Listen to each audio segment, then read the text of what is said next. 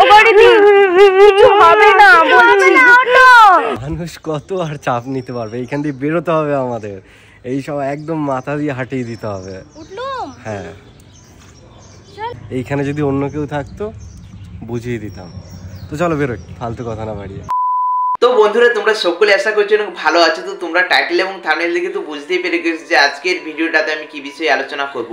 হ্যাঁ, এখন পুরো ইউটিউব বা ফেসবুক যেমন প্ল্যাটফর্মে যাই না কেন, শুধু একটা জিনিস নিয়ে পুরো সোশ্যাল মিডিয়া চলছে, সেটা হচ্ছে রন এবং রনদার দিদির মধ্যে যে একটা ঝামেলা হয়েছে। ইতিমধ্যে তোমরা সকলেই জেনে গেছো সেটা। তো অ্যাকচুয়ালি এই যে তাদের এত বড় যে একটা ঘটনা ঘটলো, আর তার দিদি কিন্তু রনদার নামে পুলিশ কেস করেছে, তোমরা হয়তো সেটাও জেনেছো। কিন্তু ওই পুলিশ কেসটা আজকে কতদূর কি হয়েছে সমস্তটাই জানিয়ে দেবো। তো অবশ্যই কিন্তু তোমরা ভিডিওটি শেষ পর্যন্ত দেখো।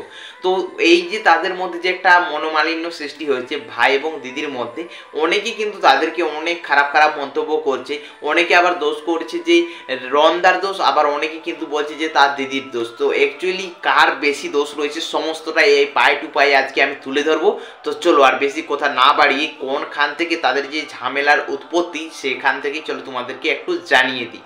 তো রনদা এবং রনদার দিদির মধ্যে ঝামেলাটা শুরু হয় কিন্তু রনদার ভাগনার জন্মদিনের সেই দিন। তো রনদা কিন্তু অর্ডার করে দিয়েছিল তার ভাগনার জন্য পিৎজা, বার্গার, এই সমস্ত কিছু খাবার অর্ডার দিয়ে দিয়েছিল, কিন্তু সেই খাবারগুলো সে নিল না।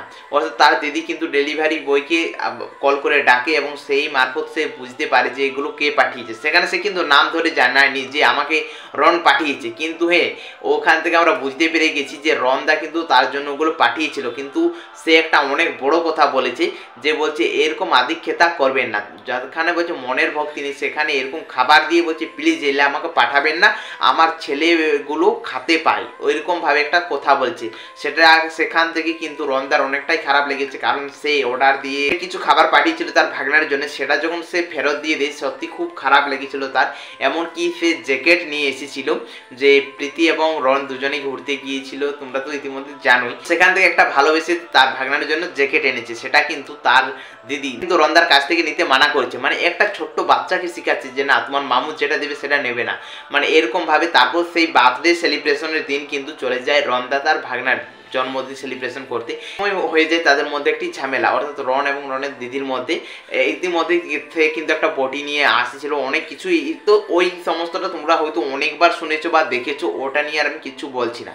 তো সেখান থেকে সে কোনো মতে পালিয়ে সে চলে আসে যেখানে সে ভাড়া রয় রনদা। তো সেইখানে সে চলে এসেছে এবং তারপর তাকে ফোন করে বলছে যে রনের দিদি কিন্তু বটি নিয়ে মারতে এসেছিল, এটাই আমি শুনছি রনদার কাছ থেকে, মানে শুনেছি। তো সেইখানে নাকি যে বটিটায় চট দিতে, মানে তাকে চট দিতে দিতে তাদের পাশের বাড়ির একজনের লেগে গেছে, ঠিক আছে। তো সেটাকে তার মা এবং তার বাবা সকল মিলে ফাঁসাচ্ছে যে রন বটি নিয়ে দিদিকে মারতে এসেছিল, এটাই সে বলতে চাইছে। কারণ অবশ্য রনের দিদি জানিয়ে দিয়েছে যে তাকে ভাইয়াকে আমাদের বাড়ি আনার জন্য এটা আমি বলেছিলাম।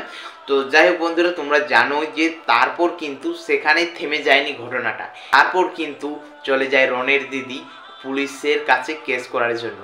আর এই যে কেসের সাক্ষী দিচ্ছে তার মা এবং বাবা, মানে এইখান থেকে আমরা বুঝতে পারলাম যে মা এবং বাবা কি না পারে। একটা ছেলেকে কিন্তু একবার ভাবছে না যে তাকে, এমনকি বলে হুমকিও দিয়েছে নাকি তাকে জেল খাটাবার জন্য। তো যাই হোক বন্ধুরা, তোমরা বুঝতেই পেরে যাচ্ছ যে এইখানে অ্যাকচুয়ালি দোষটা কার। অনেকে বলছে যে সোশ্যাল মিডিয়াতে প্রথম কিন্তু ভিডিও আপলোড করেছিল রনদা, এটা কিন্তু আমরা সকলে জানি যে এই ভিডিওটা সকলে দেখেছো যে এই ভিডিওটা কিন্তু প্রথম আপলোড করেছিল রনদা। কিন্তু আমি যদি বলি যে প্রথম কিন্তু ভিডিও আপলোড করেছিল তার দিদি, অর্থাৎ দীপিকা প্রথম ভিডিও আপলোড করেছিল। সে ওই যে পিৎজা নিল না, এবং ওই ভিডিওটা দেখার পরেই তো মানুষ বুঝতে পেরে গেছে যে রনদার এবং তার দিদির মধ্যে কিন্তু সম্পর্ক আর ঠিক নেই। তাছাড়া কিন্তু এই যে তাদের বেশি রনদা রেগেছে, তোমরা তো জানো যে রন এবং প্রীতির মধ্যে একটা সমস্যা হয়েছিল, সেটা তাদের পারিবারিক একটা সমস্যা হয়েছিল। সেই সময় কিন্তু তার দিদি এই বিষয়ে দুটো ভিডিও আপলোড করেছিল। তো এটার জন্যই কিন্তু বিশেষ করে বেশি রেগে গেছিল। এটা তো স্বীকার করেছে দীপিকা যে আমার ভুল হয়েছে, ওটা আমি ভিডিওগুলো বানিয়েছিলাম, এমন কিছু বলেনি। কিন্তু তবুও কিন্তু ঘরের মানুষ যখন এরকম খারাপ সময়ে ভিডিও বানায় তাদেরকে নিয়ে সত্যি একটু অন্যরকম লাগে। তখন কিন্তু রনের একটু খারাপ সময়, তোমরা সকলেই জানো। তো সেই জন্য কিন্তু প্রীতি চলে এসেছে রনদার কাছে এবং এখানে এসে তাকে রান্না বান্না করে খাওয়াচ্ছে। আমরা ইতিমধ্যে সমস্ত কিছু দেখতে পাচ্ছি। এমনকি গতকাল তারা গেছে একটা গঙ্গার পাড়ে মানে বসে রইতে। তো সেই সময় সে কিছুগুলো কথা শেয়ার করেছে রন্দা, বলছে যে মানুষ যে পাল্টি খাচ্ছে এত তাড়াতাড়ি, আমি যে বেঁচে আছি এটাই আমার কাছে অনেক আনন্দে। তাছাড়া এটাও রন্দা জানিয়েছে, যদি বলছে এই যে আমাদের সাথে যে একটা ঝামেলা, একটা খারাপ পরিস্থিতির মধ্যে আমি আছি, যদি এটা অন্য কারোর সাথে হতো, মানে আমার দিদি বাদি যদি অন্য কারোর সাথে হতো, তাহলে কিন্তু আমি দেখিয়ে দিতাম যে আমি কি পারি আর কি না পারি। সত্যি বলতে নিজের বাড়ির সাথে কিন্তু ঝামেলা করতে কারোই ভালো লাগে না, কারণ ভাই এবং দিদির মধ্যে প্রায়ই ঝামেলা হয়। এটা কিন্তু সোশ্যাল মিডিয়াতে আনাটা আমার সকলেই বলছে যে রন্দার একটু ভুল হয়েছে। অবশ্যই দেখো, পারিবারিক সমস্যা কিন্তু সোশ্যাল মিডিয়াতে আনাটা অবশ্যই অনেক মানুষই এটা নিয়ে অনেক কথাই বলছে, কিন্তু এটা কিন্তু এখন আর পারিবারিক নেই, কারণ তারা যেহেতু কিছুটা শেয়ার করেছে সেই জন্য কিন্তু প্রত্যেকেই নিজেদের মতামত জানাচ্ছে যে অ্যাকচুয়ালি কার দোষ। কিন্তু বেশিরভাগই সাপোর্ট করেছে রন্দাকে, এবং অনেকে খারাপ কথা বলছে কিন্তু রন্দার দিদিকে। কারণ ভাই এবং বোনের মধ্যে হাজার ঝামেলা হলো, কিন্তু বটি নিয়ে যে তেড়ে আসছে তাকে মারার জন্য, এটা কিন্তু কেউ মেনে নিতে পারছে না। অন্যদিকে কিন্তু তার দিদি রনকে ফাঁসানোর জন্য কিন্তু মেডিসিন খেয়েছে, এবং দেখতে পাচ্ছেন এই ভিডিওটা কিন্তু তার পেজ থেকে আপলোড করা হয়নি, অন্য একটা পেজ থেকে। অনেকে বলছে যে এটা সাজানো গোছানো, কারণ সে যদি এই সমস্ত কাজই করতো তাহলে অবশ্যই কিন্তু কিছু না কিছু সোশ্যাল মিডিয়াতে আপলোড করতো। হ্যাঁ, তারপর কিন্তু একটি পোস্ট করেছে যে আমার স্ত্রী একটি মৃত্যুর সঙ্গে লড়াই করছে, এরকম একটা পোস্ট করেছে। অ্যাকচুয়ালি বোঝাতে চাইছে যে অডিয়েন্স তো তাকে সকলেই খারাপ বলছে। তো যাই হোক বন্ধুরা, আজকের ভিডিওটা আমি এখানে শেষ করে দিচ্ছি। তো ভিডিওটি কীরকম লাগলো অবশ্যই কিন্তু কমেন্টস করে জানাবে, আর তোমাদের কার বেশি মানে দোষ মনে হচ্ছে এই পুরো ঘটনাটা নিয়ে, তো রন্দা নাকি রন্দার দিদি, সেটাও কিন্তু অবশ্যই কমেন্টস করে জানাবে। তো বন্ধুরা, তোমরা ইতিমধ্যে সকলেই জানো যে রন এবং প্রীতি একসাথে এখন রয়েছে, এবং গতকালকে তারা গিয়েছিল গঙ্গার ধারে একটু ঘুরতে। কারণ দেখো, অনেক দিন হয়ে গেল রন্দা কিন্তু বাড়ির মধ্যে রয়েছে, সেই জন্য তার কিন্তু অতটা আর ভালো লাগছে না। একটা মানুষ বাড়ির মধ্যে যদি মোটামুটি 8 দিন মতো থাকে না, অটোমেটিক তাকে অন্যরকম লাগে। একটু বাইরের যদি ঘুরতে যাওয়া হয় তাহলে কিন্তু একটু ভালো লাগে। সেই জন্য তারা গঙ্গার পাড়ে গিয়ে চা খেলো, এবং তারপর কিন্তু আসার সময় প্রীতির জন্য দুটো শাড়ি কিনেছে, দেখতেই পাচ্ছ স্ক্রিনের মধ্যে।